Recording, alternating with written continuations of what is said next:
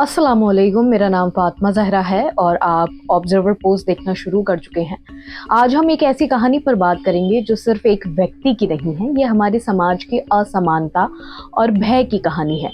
उड़ीसा के संबलपुर शहर में एक साल के मजदूर जुएल शेख जो अपने परिवार के लिए रोजी कमाने आए थे, उनकी जिंदगी एक शाम में बदल गई क्योंकि कुछ लोगों ने उसे बिना किसी वजह के बांग्लादेशी समझ लिया और यही गलत धारणा उसके जीवन की आखिरी सांस बन गई। एक बार पूरा मामला समझिए कि उस शाम क्या हुआ था। ये घटना बुधवार की शाम लगभग 8:30 बजे के करीब हुई, जब जुएल और उसके कुछ दूसरे मजदूर काम करने के बाद चाय की दुकान पर थे।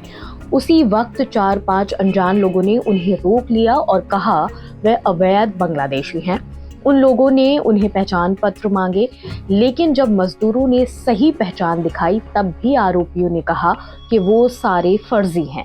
उसके बाद 3 मजदूर तो भाग निकले, लेकिन जुएल को पकड़ लिया गया, जोर जबरदस्ती से पीटा गया और उसी जगह उसकी मौत हो गई। हमलावर वहां से भाग गए। ये कोई मामूली झगड़ा नहीं था, ये इंसानियत पर हमला था। पुलिस ने जुएल शेख की लाश को कब्जे में लिया, उसे जिले के अस्पताल के मॉर्चरी में भेजा और परिवार को खबर दी गई। घायल मजदूरों को अस्पताल में भर्ती कराया गया और पुलिस ने मुकदमा दर्ज कर जांच शुरू कर दी है। हालांकि ये कोई पहली घटना नहीं है, ऐसी बहुत सारी घटना हैं जो हमें ये सोचने पर मजबूर करती हैं कि बंगाली भाषी मजदूरों के साथ हिंसा बढ़ रही है। बढ़ते मामलों में ऐसे कई एग्जाम्पल सामने आए हैं जहां बंगाली बोलने वाले मजदूरों को गलत ढंग से बांग्लादेशी बताया गया और उन्हें संघर्ष और डर का सामना करना पड़ा। बांग्लादेशी बताकर उनके घर तोड़ दिए गए। दिहाड़ी करने वाले मजदूरों में इतना डर रहा कि वो अपनी कामकाज की जगह छोड़कर चले गए।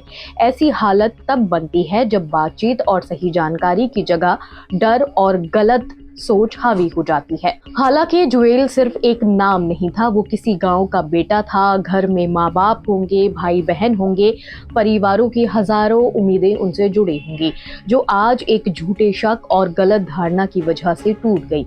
सोचिए, अगर घर में बच्चे ने पापा का हाथ पकड़ रखा हो और वो घर वापस ना आए सिर्फ इसलिए कि किसी ने उसे गलत पहचान दे दी, ये हमारी इंसानियत को चोट पहुंचाता है। अब आप सोचिए कि इस तरह की घटनाओं से हमें क्या सीखने को मिलता है।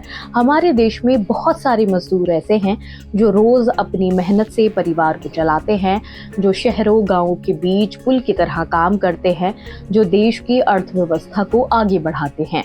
उनकी पहचान सरकार, सामाजिक नियम और हमारी मानवीय संवेदना से तय होती है, ना कि भय से, अफवाह से और गलत धारणाओं से।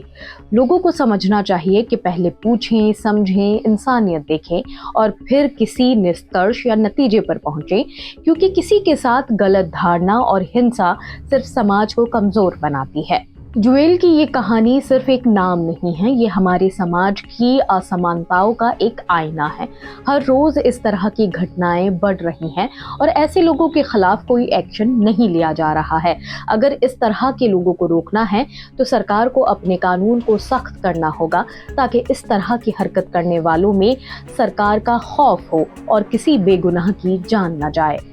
फिलहाल इस खबर में सिर्फ इतना ही। बाकी और खबरें देखने के लिए जुड़े रहिए ऑब्जर्वर पोस्ट के साथ। शुक्रिया।